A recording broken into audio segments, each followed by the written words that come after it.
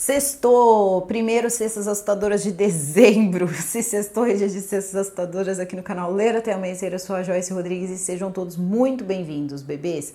Hoje eu vou trazer para vocês uma história que foi uma sugestão, tô seguindo essa linha aí de sugestões que vocês deixam aqui para mim, que é então a sugestão do Matheus Rodrigues 2707, que é sobre a loira misteriosa de Itu.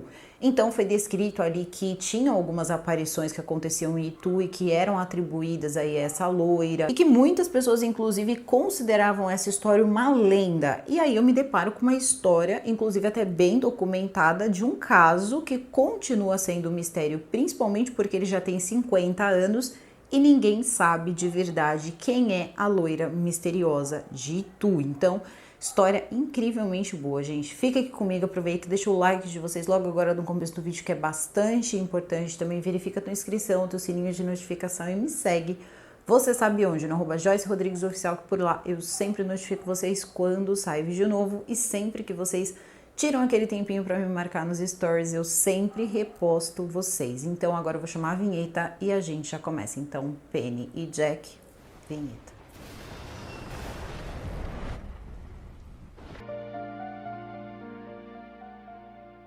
Bom, hoje eu venho trazer para vocês um mistério que vai chegar aí a 51 anos, gente. É muito tempo, são 51 anos sem resposta. E pior, tá? 51 anos sem resposta quando tivemos um programa de TV que chegou, vamos colocar aí, na metade do caminho. E daí pra frente, nada mais foi feito, pelo menos nada mais sabido foi feito. Então, para entender essa história, saber o que aconteceu nessa história, que vai começar como um caso, tá? Um caso policial, nós vamos para 1972, na cidade de Itu. E também dando uma contextualizada, que é uma coisa que vai ser tocado aí mais cedo ou mais tarde na história, independente da fonte que vocês procurem, é que estávamos vivendo aí numa época em que os militares tomavam conta de tudo, se é que vocês me entendem. Então, algumas coisas, como por exemplo, algumas atividades da polícia, se não fossem interessantes, elas eram barradas. Isso falados aí, inclusive, por pessoas que trabalharam nessa época e às vezes encontravam dificuldades aí, como é o caso dessa moça. A gente vai percebendo que alguma coisa aconteceu de fato para que tanta coisa desaparecesse e que de repente essa moça tivesse que desaparecer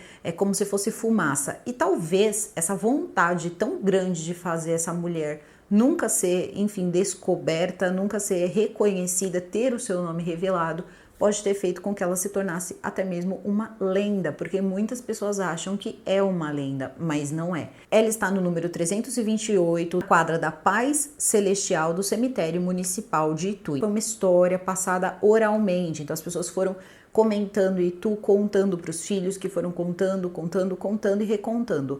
O que está acontecendo, e provavelmente já aconteceu, é que a maior parte das pessoas que viram essa mulher quando ela foi encontrada, eles não estão mais vivos. Mais uma vez, tudo aconteceu em 1972. Então essa história, ela acabou sendo documentada por um jornalista investigativo chamado Reginaldo Carlota. Ele acabou documentando muitas coisas, principalmente com essa preocupação, a preocupação não apenas de descobrir quem era essa mulher, ele tinha muita vontade de saber quem era essa mulher, como também essa preocupação de que uma hora as pessoas que podiam contar alguma coisa já não estivessem mais vivas. Então, quando essa história ela surge no ano de 2013, que é quando um programa de TV bem grande mesmo da rede aberta, ele acaba indo atrás dessa história, quem acaba dando todos os elementos mesmo é este jornalista investigativo. Ele acabou ficando fascinado pelo mistério, ele ficou fascinado também por todas as condições que envolviam ali, quase que um segredo. É como se de repente essa mulher acabou se tornando ali um segredo que eles acabaram colocando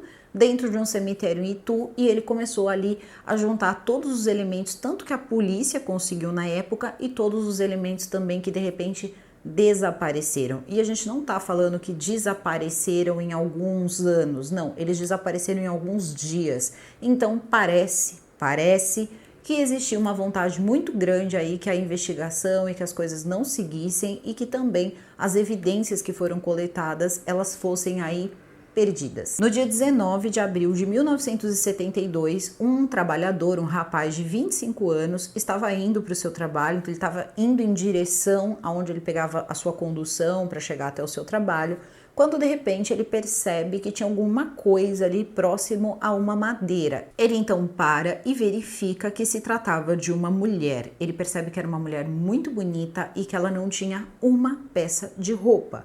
Aquilo chama muito a atenção dele, ele percebe que ela não está mais viva e ele comenta com o colega dele, ele fala, olha, eu encontrei uma mulher e a gente precisa fazer alguma coisa, a gente precisa contar para a polícia, precisa avisar. O amigo diz que não queria se meter nisso e ele diz, bom, eu vou fazer a minha parte, eu vou até a polícia, eu vou avisar, né, sobre essa pessoa que eu encontrei e eles aí tomem aí as medidas que eles acharem cabíveis. Então ele mesmo conta, tá? Isso é ele contando anos depois, no ano de 2013, ele conta que ele ainda chegou aí até o destino que ele precisava, ele voltou, eu acho que ele ficou pensando se ele falava ou não para a polícia, e aí ele decidiu ir até a delegacia contar. O delegado disse o seguinte para ele, tudo bem, nós vamos fazer o seguinte, você vai ficar preso até a gente encontrar essa mulher, nós vamos trazer ela para cá e você vai dar esclarecimentos.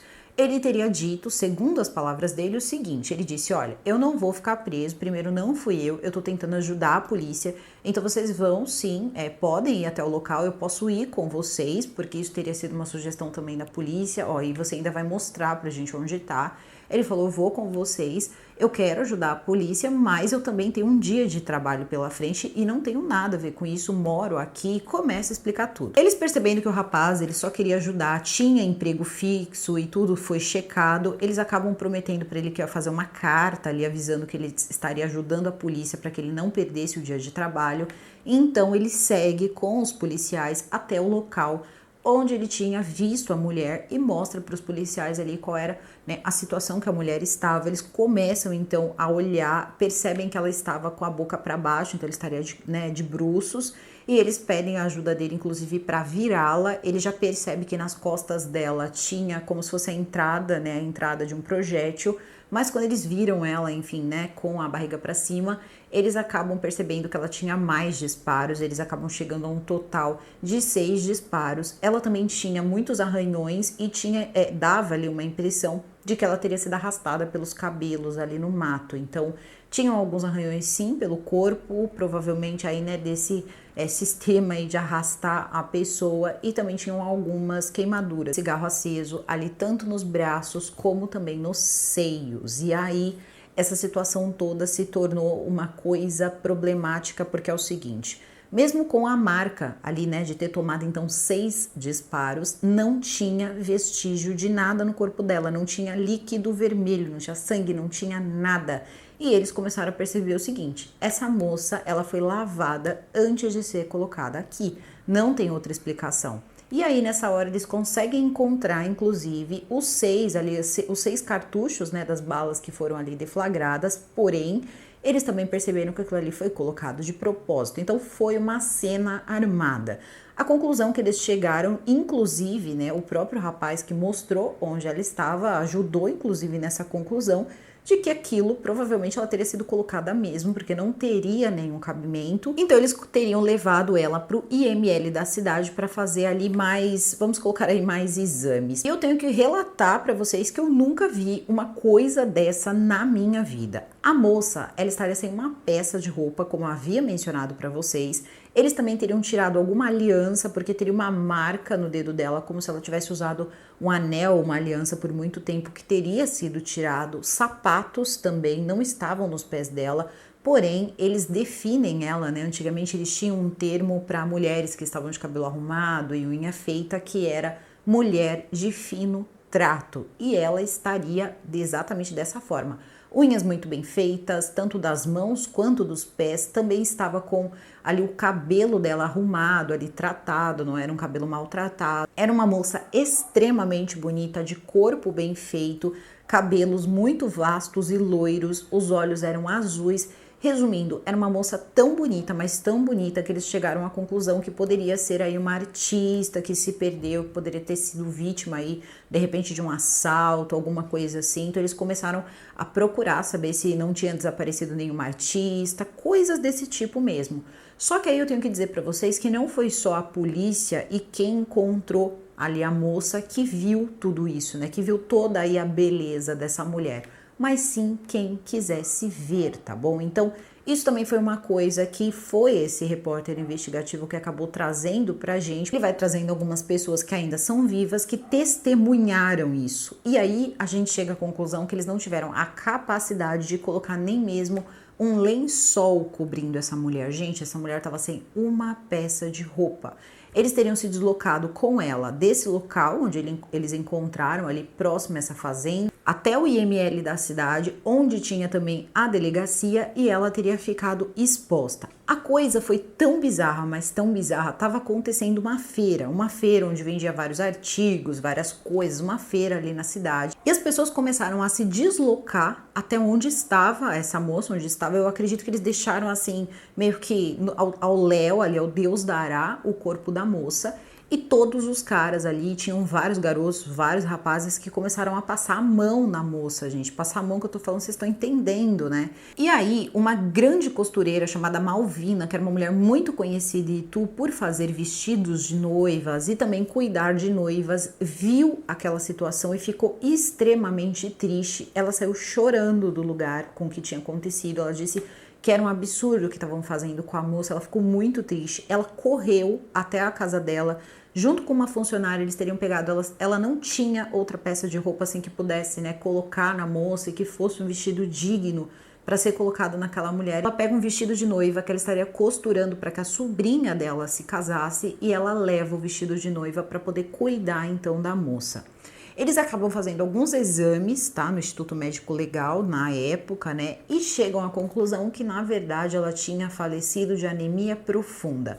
Mesmo que ela tinha tomado ali alguns disparos, no caso 6 de calibre 32, teria feito com que ela perdesse a vida, teria sido a perda, né? Ela teria perdido muito sangue e tal, devido ao ferimento, mas o motivo ficou como sendo, então, uma anemia profunda devido a todos os ocorridos, porque nenhum projétil teria atingido nenhum órgão vital, então essa foi a conclusão dada. Eu também não sei como eram feitas aí essas perícias nessa época, mas eu acredito e tenho fé que não era assim, mas a gente nunca sabe. A questão é que depois que tudo isso aconteceu, a dona Malvina, que pegou a moça então, levou, acho que lavou a moça toda, arrumou a moça inteira, colocou vestido, colocou perfume, teria maquiado essa moça, então deixou ela extremamente bonita.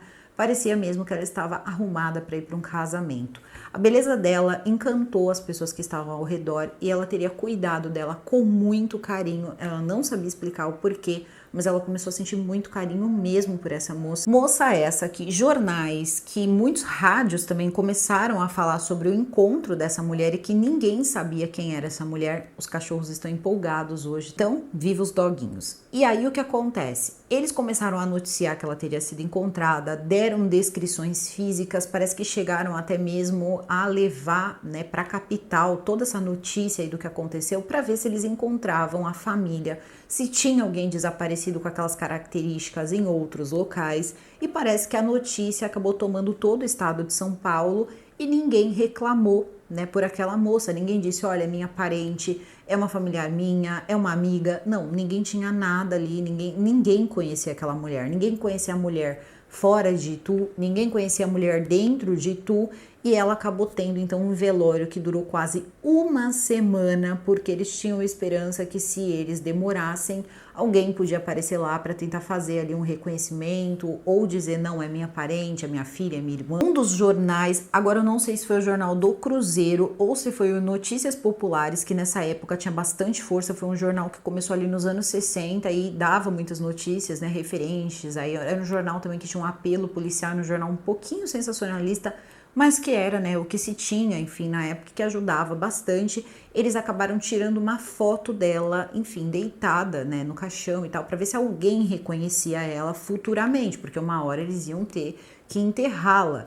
E tem mais, tá? Ninguém ofereceu um local para ela ser enterrada. Então, todos os moradores ali do local acabaram fazendo uma vaquinha, juntaram dinheiro, era o famoso correr a sacolinha, que era uma coisa que se fazia antigamente quando você perdia um parente ou alguém conhecido perdia um parente, não se tinha condições de enterrar. era batido ali de casa em casa e se pedia dinheiro para ajudar no enterro. Então isso teria sido feito para poder enterrar então essa moça. O que acontece em seguida é, com a publicação do jornal, da foto dela no jornal, eles imaginaram que alguém apareceria, só que não apareceu. E eles foram obrigados ali a colocá-la realmente ali na inscrição da sepultura dela, como sendo ela a loira desconhecida de Itu. Então eles colocam: descanse em paz e nos braços do Senhor, a loira desconhecida. Centenas de pessoas teriam comparecido no dia do enterro dela e também, estranhamente, teria aparecido ali um dentista, talvez tentando fazer um reconhecimento de arcada dentária,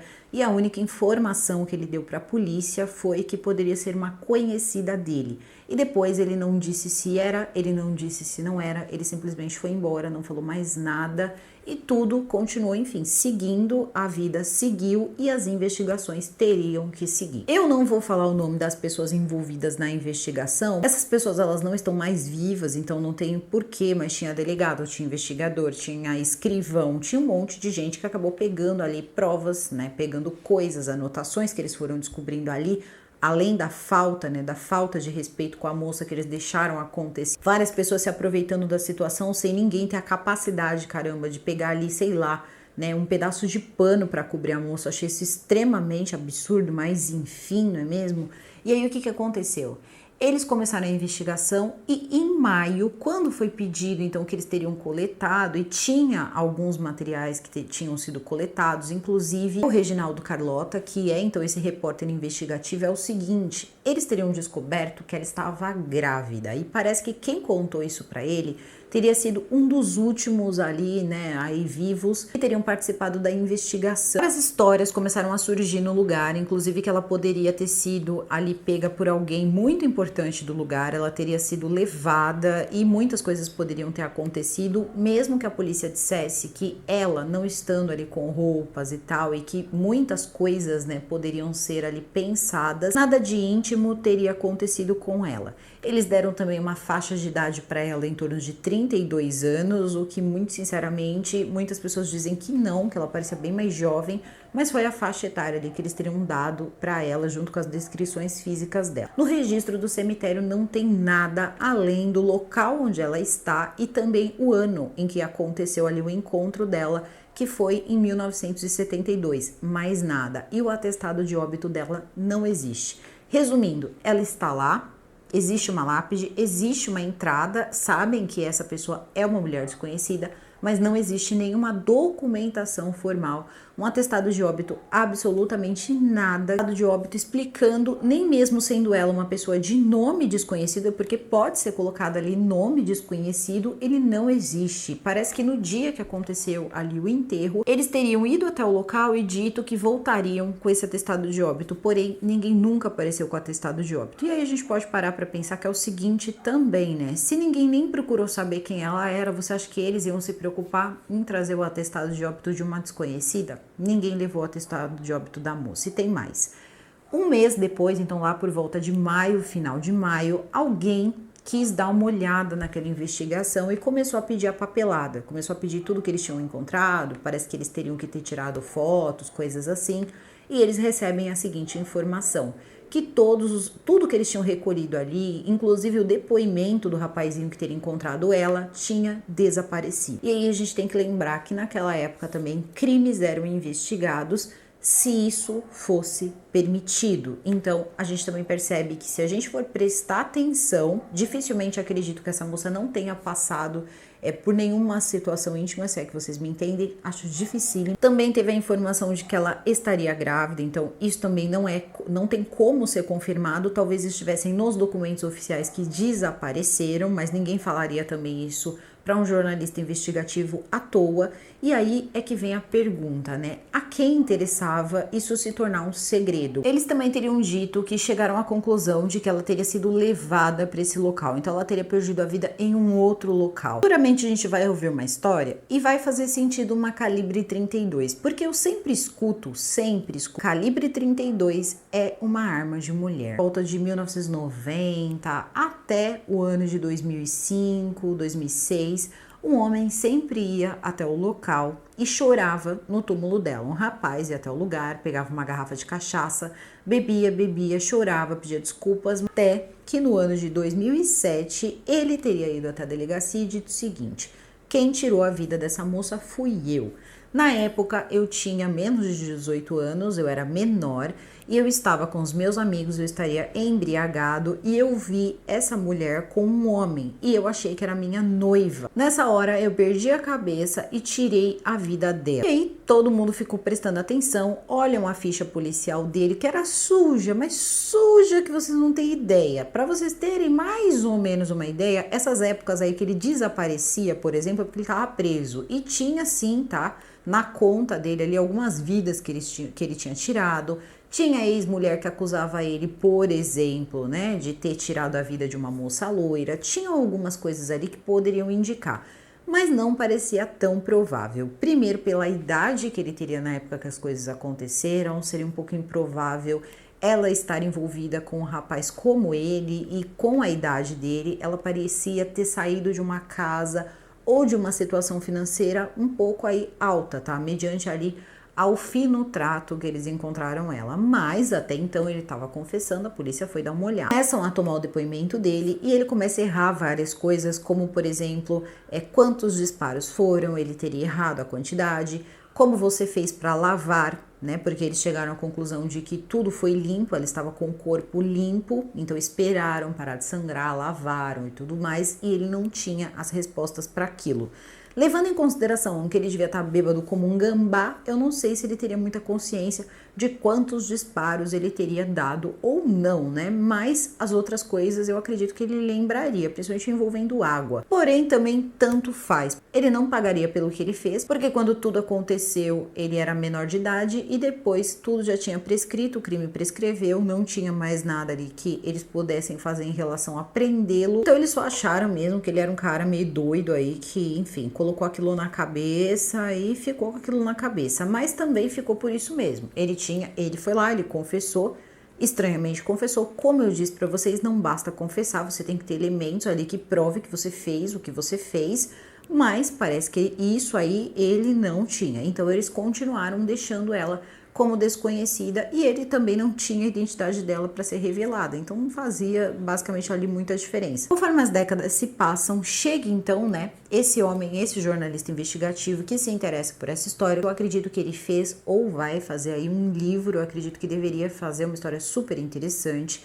E no ano de 2013, quem se interessa, né, quem estava fazendo ali algumas matérias envolvendo lugares sobrenaturais, misteriosos, era uma emissora de televisão. Mas eu posso falar do apresentador, que era um apresentador que trazia histórias que normalmente eu ouvia muito porque eram legais, era o Geraldo Luiz. O Geraldo Luiz vê essa história e vai até Itu. E inclusive encontra a Carlota e os dois juntos ali vão vendo as coisas. Como funcionou a dinâmica?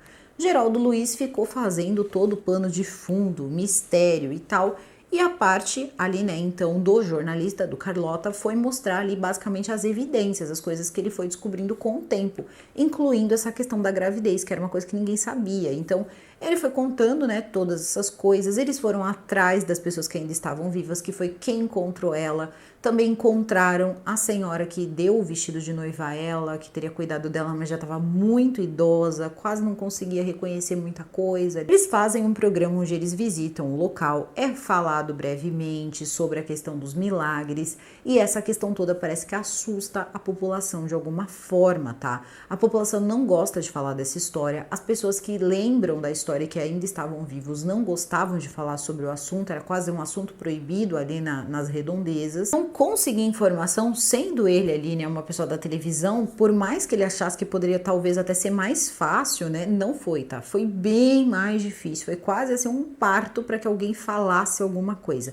Ele conseguiu algumas poucas coisas, mas em relação a esse tocante dos milagres, essa coisa toda, ele não entrou, tá? Isso aí depois foi mencionado brevemente, mas ele não foi falar com pessoas que tiveram milagres alcançados, provavelmente não deu tempo para isso. Também eles não disponibilizavam tanto recurso assim para o Geraldo Luiz para que ele pudesse ficar tantos dias assim, de repente, em Itu e falasse com tantas pessoas. Não é sempre, né, que as emissoras elas também estão tão disponíveis a investir em programas. E eu, sinceramente, acho que era o único que eu gostava aí dessa época, que tinha umas histórias bem boas. Por mais que os jornais tivessem colocado a foto dela, por mais que o rádio falasse sobre a história, não era muito fácil isso ser disseminado. Era uma outra época, era 1972, então não tinha rede social, não tinha esse tipo de coisa e era tudo um pouco mais difícil.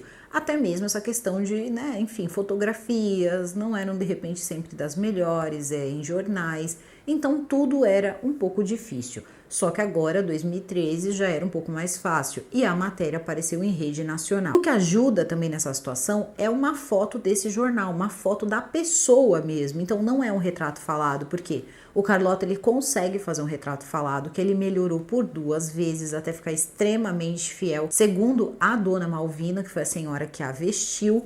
Porém, ainda assim, uma fotografia é uma fotografia e o jornal teria tirado essa fotografia. Então, tinham ali elementos, né, que podia ajudar. Só que a gente tem que contar com algumas coisas, tá? Primeiro, a gente não sabe quanto tempo ela estava lá, isso envolve inchaço, isso envolve muita coisa. Não sabemos qual foi o dia, lembrando que ela teve um velório que durou quase uma semana, qual foi o dia em que essa foto ela foi tirada, porque também envolve inchaço, modifica bastante o rosto. A gente não sabe se teve algum embalsamento, provavelmente não, então não dá pra saber, tá? Uma coisa até meio esquisita se a gente parar pra pensar, ficar uma semana ali, né, com a coisa toda aberta. Mas enfim, fizeram, na minha opinião, coisas ali muito que tiraram muito mais a dignidade dessa moça. E essa foto existindo, dá pra ter mais ou menos uma ideia. Eu não achei a foto em cores, eu achei a foto em preto e branco, vocês estão vendo aí a foto, porque vão aparecer 2 famílias. 2 famílias vão entrar em contato com o Reginaldo Carlotta, dizendo que aquela moça pode ser um familiar deles. E agora nós vamos falar sobre essas 2 famílias. A primeira família que entrou em contato foi a família da Odete.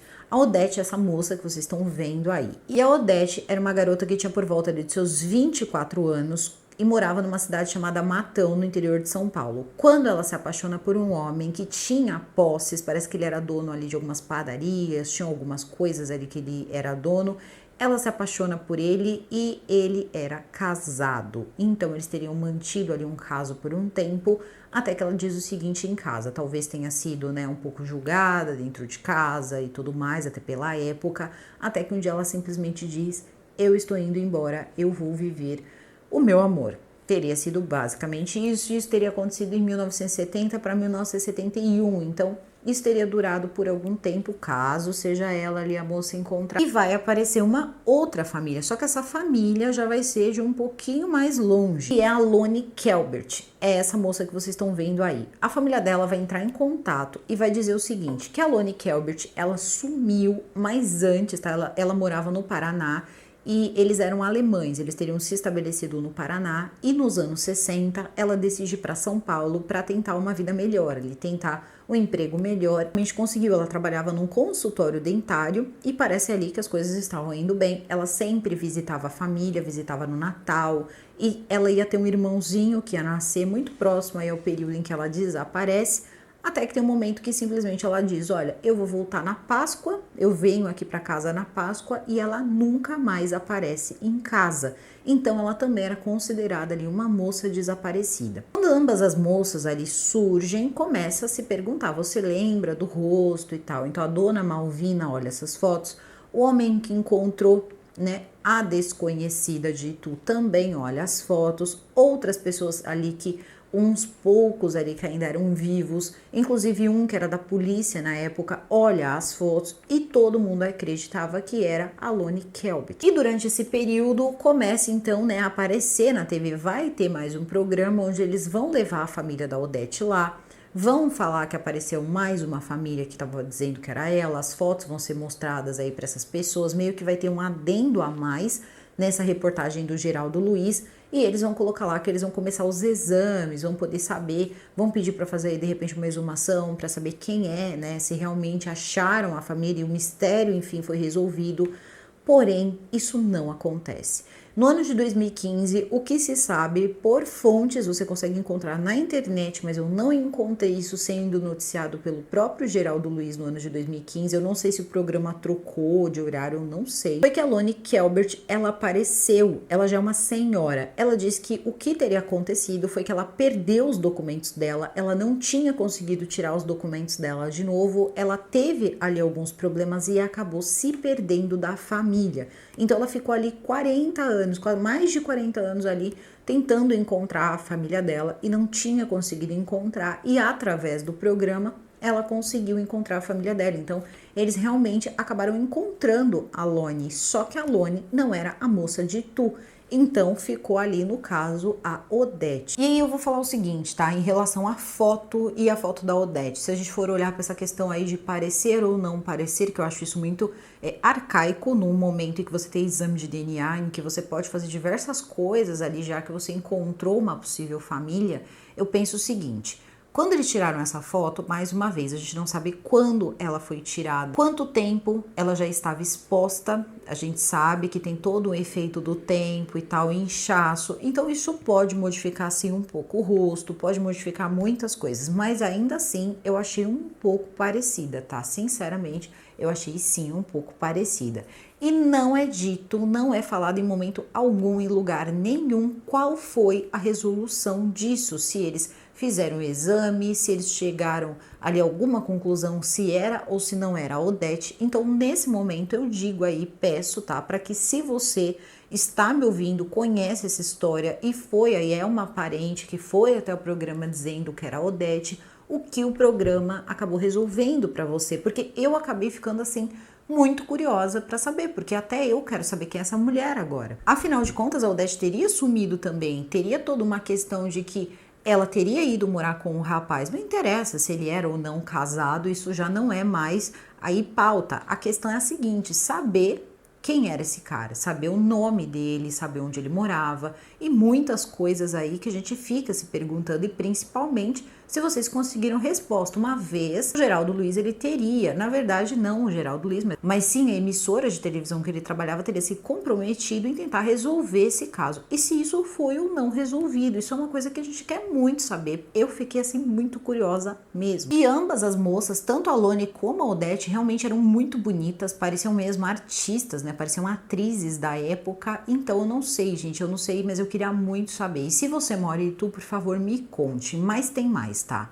Algumas pessoas começaram a ver uma mulher que vestia branco andar pela estrada. Ela caminhava pela estrada, assustava pessoas ali que andavam de carro. Isso tudo acabou se tornando uma lenda, como se fosse, é a loira misteriosa, é a loira desconhecida de Itu que tá assombrando e tal. E parece que começaram também a ver essa tal loira numa escola. A um ponto, os pais, né, chegaram e falaram, olha, os meus filhos estão com medo de vir pra escola, tem um fantasma na escola. E a escola foi fechada por um tempo, teve suas aulas suspensas por um tempo devido a um fantasma. Alguns diziam que ela assombrava o banheiro. Preciso dizer que começaram a chamar a mulher de loira do banheiro? Não, né? Porque aqui no Brasil tem umas 50 histórias de possíveis loiras do banheiro. E se sabe, e isso sim muitas pessoas relatam, vi ali relatos de muitas pessoas que conseguiram aí alcançar graças.